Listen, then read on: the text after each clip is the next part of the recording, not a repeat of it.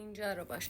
ببین میشه غذای خوشمزه خورد ولی چاق هم نشد. این خمیر یوفکا رو میبینین 30 کالری داره یه برگ نازکش.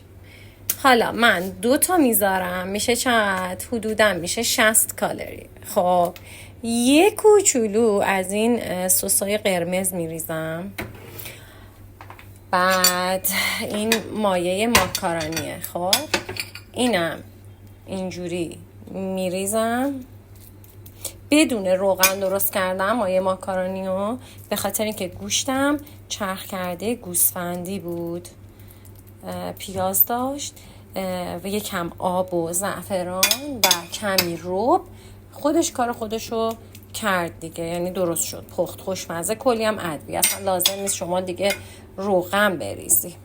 اینجوری پرش میکنم. بعد اینم بریزم. بعد دیگه 2 قاشق مایه ماکارونی که توش روغن نداره.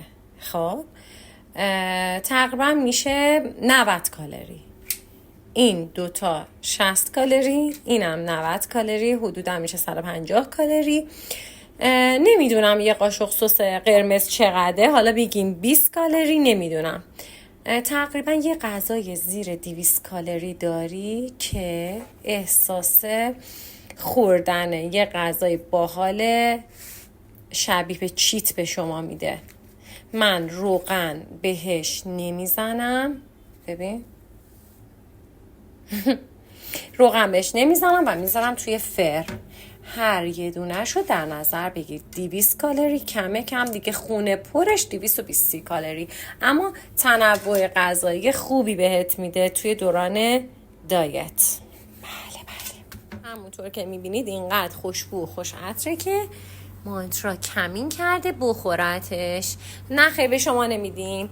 این سینی غذای خوشمزه‌ای که درست کردیم خونه پرش 200 تا 250 کالری هر یه دونه. بره توی فر تا بگم بهتون چی میشه تاش. آماده بشه برای درست شدن و میذارم روی گریل.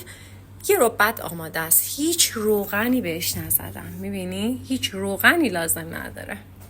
اینم تمام شد و شما الان یک رول گوشت تقریبا میشه گفت 250 کالری دارید. اینم که یک کاسه عدسی جو میده برای بعد ورزش. مانترا خانوم شما هم گوشتتونه؟